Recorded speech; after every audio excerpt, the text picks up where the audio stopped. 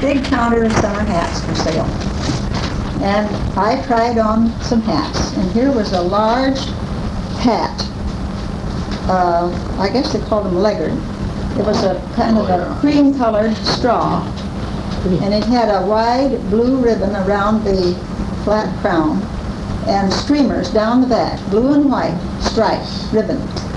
Oh, that's the very one, Aunt Elizabeth said. That looks so nice on you, Ethel.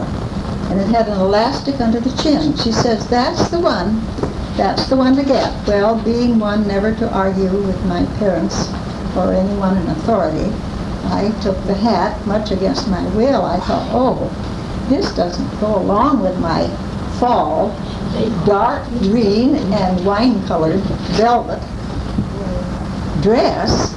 But I thought, well, I'd better get it. So I got the hat and put it on. And oh, I felt so uncomfortable with that big hat on, with the light blue and white ribbon and straw. But I wore it. So then they took me down to take the train to come back to Merriman. And of course, my father had been notified that I was to be in Merriman and he was going to come to meet me. So I had to change trains, though, and somewhere along the line, I don't know where, and I stopped off. Of course, I felt a little like a seasoned traveler by this time. Oh, sure, yeah. And I was standing. Train once before, yeah. I was standing on the platform of the and a lady, an older lady, came and talked to me. Are you alone? She said. Yes, I said, I am. Where are you going? Don't you have anybody with you? I told her where I was going. She said, no, I'm going. Alone? All alone? I said, yes, all alone. Oh, and she made some rather caustic remarks about how anybody would allow a girl my age to be traveling alone. Anyway, she went on then. Well, I got on the train. I think she saw to it that I got on the train properly and stayed around. When we got into Merriman early in the morning, sometime after midnight, my father was not there to meet me. And I got off the train and I looked around and the conductor, I said, my father is supposed to be here, Papa was supposed to be here to meet me. Well, he says, I'll tell you, you see that light over there? See that house with a light in it? He said, that is where people go that get in and need a room to sleep in, a bed to sleep. They'll have a bed all made up for you. And you just go over there, he said. You'll be all right. You just go over there and walk in, and they'll have a bed for you. Well, with fear and trembling, I walked over in the dark to this house and went in. Sure enough, they had not a hide-a-bed. They didn't have them. They had what they call sanitary couches. Yes. With wings on and lifted up. Yeah. I think you know. Yes. You slept on mine, Yes. remember? Yeah. And Yeah. that was made up in the living room, ready to be slept in. So where I stayed, blew out the light, I guess. I don't know whether I blew it out or turned it out. But anyway, in the morning, my father, something had happened and he had gotten lost on the way or something had held him up and he didn't get there until early in the morning when after that light really came. How much did it cost to sleep there? Did you pay? You don't remember that? I do not know. You had I a don't little remember money. about paying. Oh, I must have had some money. I don't remember about it, but I suppose I did. Anyway, then was the long ride home, which was many miles? from Merriman, Nebraska. It was 25 miles to Martin, and then on another 25 miles. It must have took all day. We got home. You mean you could make 50 50 miles in a day? It might, that sounds, yeah. with you a team and wagon. Yeah. Start early. Yeah. Sure. So then I got home, and oh, how happy I was to see my little sisters. And while I had been gone, my father had taught Esther No, that was when I came back from, When they sent you down to, the next year, when I did go down to school. you gotta, Yes. I thought you went directly from Nebraska to there. I didn't know, to Kansas. No, Well, then not to Kansas. What No, this had month of the nothing to year do with was Kansas. this? Was this cold weather? It must have been pretty cold. It was I suppose it was in October that I came back. How old were you? 13. I was 13. I was And 13. then where did you go to school? To Dad? I didn't go to school. For that year then? You No, I stayed was there? out of school that whole year then, again, the rest of the year. Mm. But, you know, being in a family of teachers, You were learning. and I was curious, and Well, our I dinner just tables sort of were... absorbed a lot of things and learned. Do And you I did a remember lot of our reading. conversations at dinner tables? I do. Uh-huh. Where Mother and Dad would argue about grammar and history Oh, and yes. things, Oh, so for we goodness were sakes, learning, and terrific. they We liked it. learned. Terrific. Yeah. And we were learning without formal... Sure. Leonard was attending the day school, wasn't he? Oh, yes, he and Levius were going to school. Now, To Dad Dad. had the boys in school. In other words, they were going to Indian school. They were going to the Indian school, and of course Levius was beyond the grades they had, but he Sure. gave him special work to do. Sure. And Leonard was in one of the grades. The other white people, there weren't many there, were not allowed, were they, to go to the Indian school? Oh, they were allowed if they wanted to, Uh-huh. but they didn't. There weren't many whites there. They Then were you- just the government people. I see. Then I suppose the Pomeroy boy went. Oh, he had finished as far as he was down. going. You hadn't finished high school. Yes, yeah. Well, I wanna- Anyway, I think you've heard my voice long enough. No, we have not. I've got to hear about Kansas. When you went to Honey, that Kansas. was when I was 7 years old. Oh, you went to, they We lived sent on her the to homestead. Kansas to When did you visit. finish school then? All right. We The gotta next- know. I better finish this chronological here. The next summer, the BIA people always had a month's vacation during the summer on pay. So the whole family went to Nebraska and on down to Kansas on the train to visit our relatives. My mother was raised in Atchison, Kansas, and her people lived there. And my father's people all lived around Surprise. Those were still there. So that's the way we spent, and our vacation that summer. And so while we were there, the folks decided it was time for me to be getting into school. So they made arrangements for me to stay there in Surprise, and my Aunt Ethel was teaching the 7th and 8th grade, had the 2 grades in one room in the little town school there, and the 9th grade came in for an English class, I believe, there. So they decided that it was time for me to go to school. And by that time I was 14, and I hadn't had the 7th grade yet. So I started to stay at another Trappenhaus, but they had decided to go to California for the winter. So then I moved down into the same place that my Aunt Ethel boarded and roomed. And she and another teacher. And I kind of worked for part of my trouble. The folks paid them some, and then I helped with the dishes and did anything that needed to be done for Mrs. Foreman, and stayed there where my Aunt Ethel stayed. And I started to school. I remember so well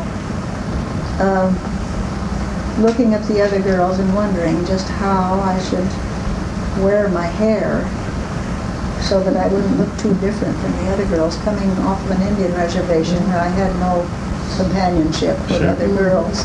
I was sensitive to the fact that I didn't know too much about how I should dress and so on. Of course, Mother had made clothes for me and so on. But I can remember about that. And I got started to school, and Aunt Ethel said to me, "Now, Ethel, you know, you're older than the other children in these grades, and I see no reason why you can't take the 7th and 8th grade both this year." She had both grades in her room. She said, would you like to do that? Sure, I was glad to do that. I don't remember that it was difficult because I was just sat there and I would go into both classes was all, and then get the lessons ready for each class. And as she said, I was older and more able to do it. And Did you make any special friends of the girls? Or were you still a little No. withdrawn? the Methodist minister's daughter, Mildred Rowe, or was it Moe? Her father was a Methodist minister. She's the only one that I remember that I would kind of play with. Because I had to get home to help get supper ready, and then I'd help with the dishes afterwards. I really didn't have too much free time taking all of that work. Well, you were used to responsibility at And I home. was used to it. But Two grades. Yeah. I looked at, from a distance, I was quite jealous of Nina Chapman. She was a 16-year-old high school girl who was going with the country school teacher that I'd had such a crush on. And I see her walking down the street. She was real stylish. I thought, oh boy, isn't that great? They run around with teachers, don't Wonderful. Wouldn't it be wonderful to be that sophisticated? they? Oh, boy. Anyway, That was my I didn't. prize. Beautiful. Yes. Really? Was it really? Yeah. Sure. Well, anyway, I'm kind of letting my hair down here. Well, I want you to, because I've had Anyway, that sketches. was the winter I learned to play the piano a little bit, because I hadn't taken lessons. But Aunt Ethel had the music of Star of the East. Star. And it's where you have the left-hand chord and then you make rippled Star of the East. And with the chords. And I picked out, Yeah. she kind of helped me a little bit in learning to read the notes. And I would spend my evenings working on that. I must have made a pest of myself, but the others were trying to read. But anyway, she kept encouraging me to learn, and I did, and I learned how to play Star of the East. And from that, I used that as a base for playing other tunes. The chords. You I see, there are used lots the of chords, but I Sure. would play other tunes and using those chords.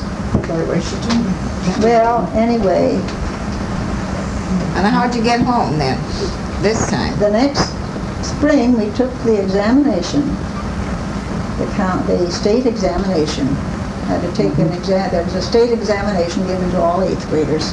And I went into the high school room. The high school superintendent had charge of all the kids in the county, in there.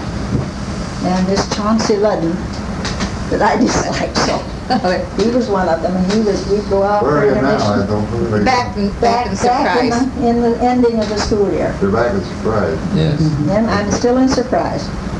And we'd go out and, oh, shucks, those were easy questions. He'd whip through them in no time at all, and I would work and work. I'd always be the last one through.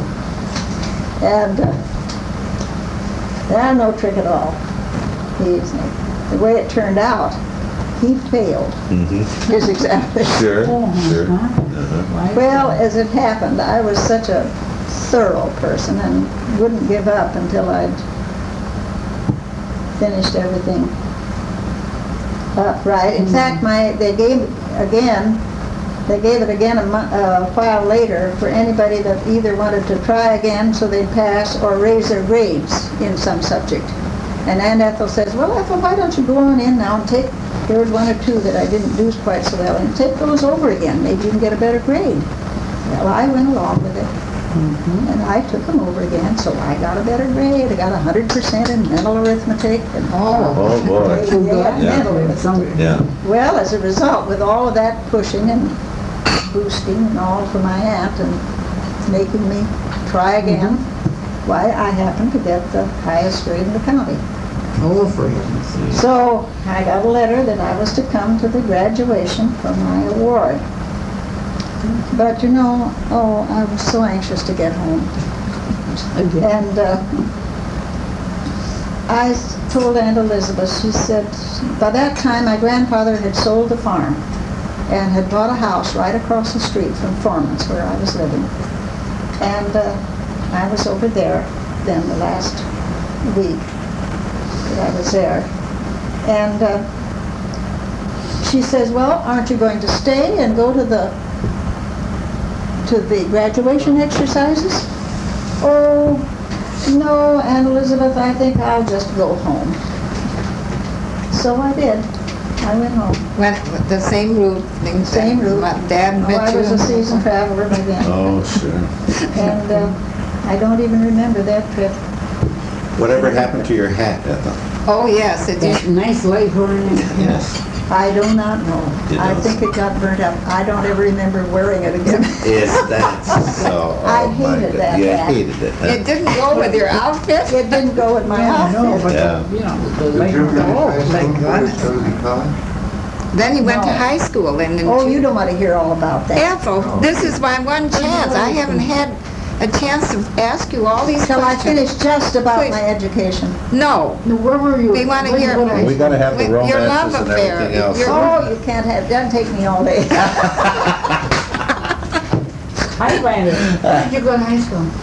I went home, and that's when, oh, was I thrilled, especially to see Esther and Rose. And by this time, Dad loved children, and he always was very close to his children, especially when they were little. And by this time, he would take them up on his lap, and he Now, had how taught Esther to old were read. you then? I mean, how old was I then? 'Cause Well, you wondered. must have been about 4. By this time, You were Esther had learned to read. 13. He had taught her to read. And Rose some, I suppose, but Esther was reading, and I couldn't believe it.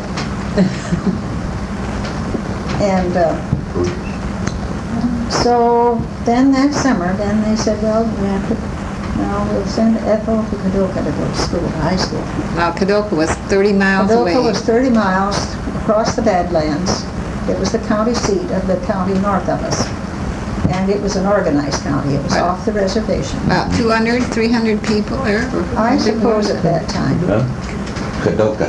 Kadoka. through there. It's an Indian word. Oh, Hole in the Hole in the wall. wall, right, that's Hole what in it the is, wall. Dale. That's For what it God's means, sake. hole in the wall.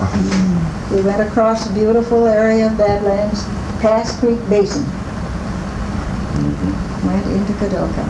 So the folks, mother went into, I stayed home, I didn't go along. I think I stayed home. Take care of the Took care children. of you and Rose. Right. Maybe they took Rose, I don't remember. You probably. But I know Esther and Leonard and I stayed home. Cows had to be milked. So Leonard was to milk the cows, and I took care of Esther. And they went into Kadoka, and they found a place for me to stay, so I could stay aboard and go to school. And so I went in there. I was 2 weeks late, though.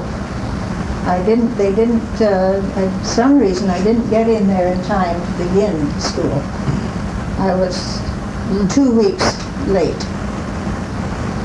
And when I went in to the high school, I looked around, I remember, and I thought, I wonder where the superintendent or the principal, whatever I called him, wonder where he is. I saw a bunch of boys over in the end of the hall. Several boys had another young fellow up on their shoulders, and they were carrying him around. And in a little bit, I realized that he, the one they were carrying around, was the superintendent of the school, a young fellow just out of college, Professor Cook. So, anyway, I started in 2 weeks late. And this was my first experience with having close girlfriends. And I soon made friends with Earl Leadham, whose father ran the newspaper, also was an auctioneer, and Marion Hanson. Hanson, You know. whose father was a carpenter. And we went around together all the time. They called us the triplets because we The were triplets. never apart. That's unusual for 3 girls. Yeah. What was those Yeah. Hanson girls? You remember the father's name? They, Fred, no, not Fred Hansen. I don't remember, but they spelled it Hansen. I think they were names. Yeah. But we got along. It was fun. I enjoyed it. Did you get So home at weekends ever? I or came did you- home for Thanksgiving, and that was when Rose came down. Was it Thanksgiving or Christmas? She came down with Diphtheria. diphtheria. I believe it was Thanksgiving that I came home. I think you could take the train to Weta and then go with Blake Fisk, the mailman, on a wagon, cross the White This River. is right. But White I River, did you have not no go to bridge. Kadoka that way. I did No. not go to Kadoka But that you way. came home, I'll bet, with Blake.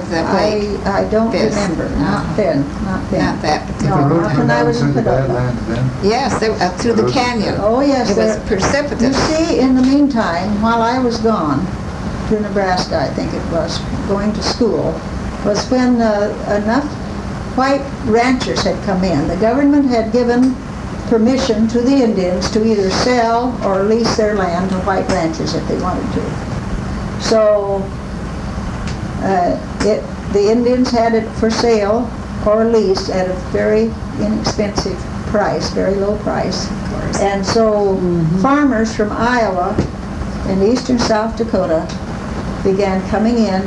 They found out what good land it was in Washita County. So quite a few white ranchers came into the area. And then Lips Camp, they moved in. A man came up from Crookston, Nebraska and started a store in Lips Camp. And they soon decided they needed to have a post office there because previously we had to drive to Porch, 12 miles away, to get our mail. Our address was Porch, South Dakota. And so they had established a post office and they named it Wanblee. Wanblee, W-A-N-B-L-I, in the way they spelled the Indian, in the Indian dictionary, meant eagle, for Eagle Oh, Nest yes. Butte. Eagle Nest Butte was the name of this big butte 7 miles south of there. And so they decided they would call Lips Camp, give the name of the post office, give the name of Wanblee to the post office, W-A-N-B-L-E-E instead of B-L-I, so that people would pronounce it correctly. And so the man, Royal Serby, that started the store, also had the post office there in the store. And people began coming in. Quite a few white settlers came into the area there within a number of years. They brought sheep and cattle. They didn't brought sheep, and began farming, because you see, the Sioux Indian didn't like to farm. They didn't like to ranch, they didn't like to farm. And so they were glad to lease it to white ranchers who were interested in that sort of thing. How often did they get food from the government? Was it once a month? Was the When day? we went there, they had what they called What was it? they had a commissary. Yes, ration day. Ration day. Ration day. And the Indians would come in once a month for their rations.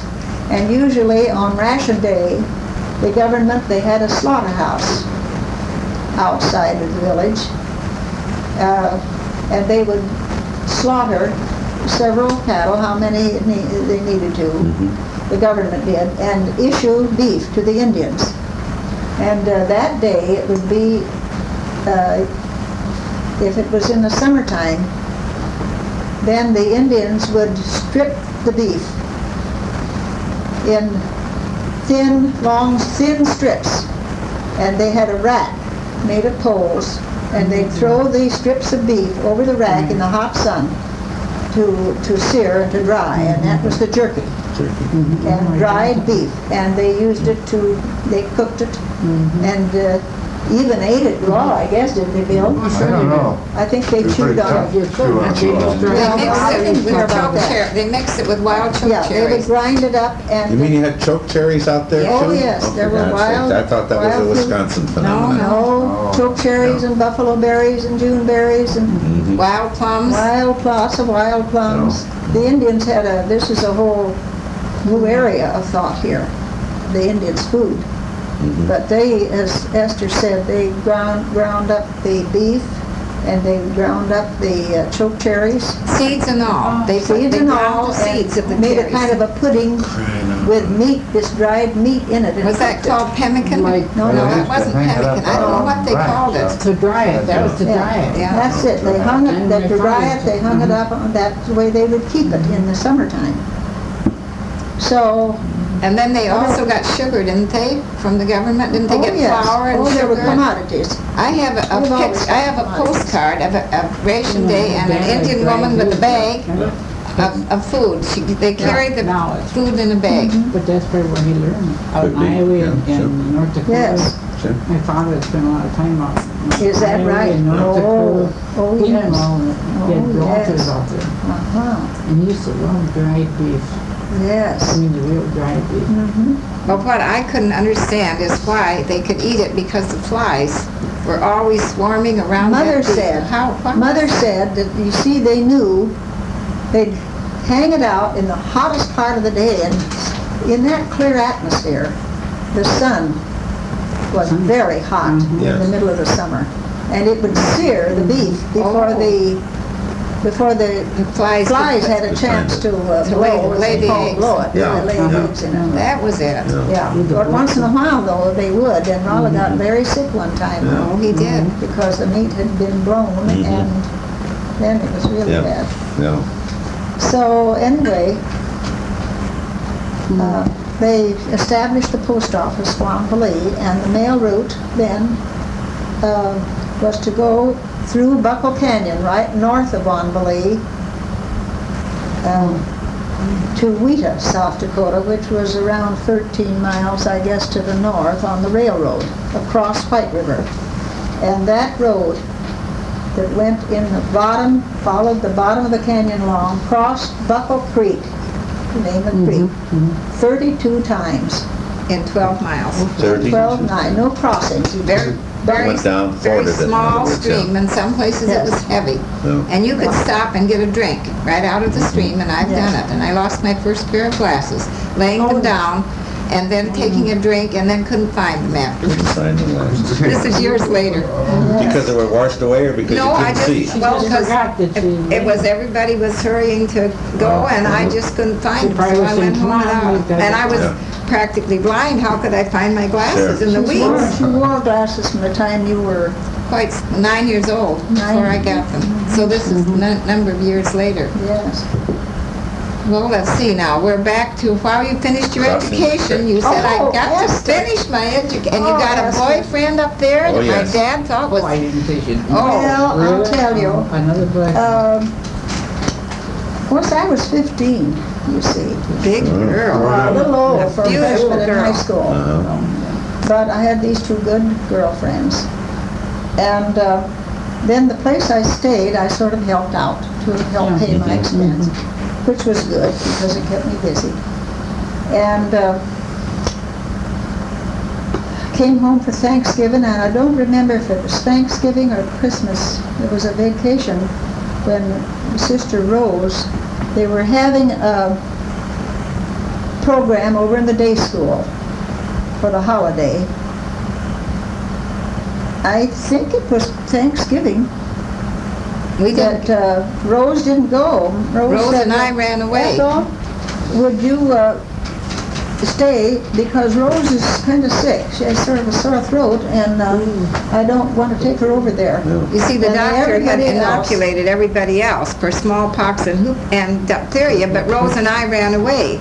Mother thought that Dad had us with the group there, and he thought Mother had us. So neither one of us. But Mother thought, well, if all the Indians don't have it, I suppose it'll be, but then that's I why didn't she know got that, it. Esther. Oh, you didn't? No, I didn't And know then that one of my part of it. stories is where we ran away, got down Oh. onto Buckle Creek And you and hid. evaded the... So we didn't, the needle, we didn't want the needle. the vaccination. Anyway, Ethel, she says, do you really want to go over to this program, or would you just as soon stay with Rose?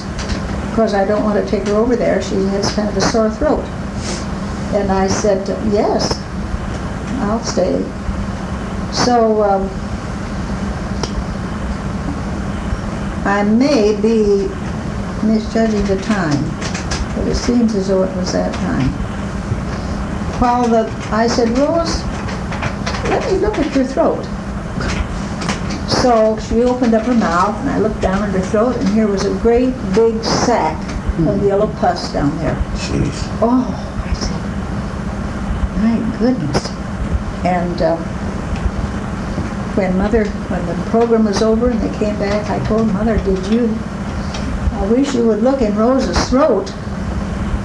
It's really bad. She looked down, and of course, right away, they called the doctor, I guess.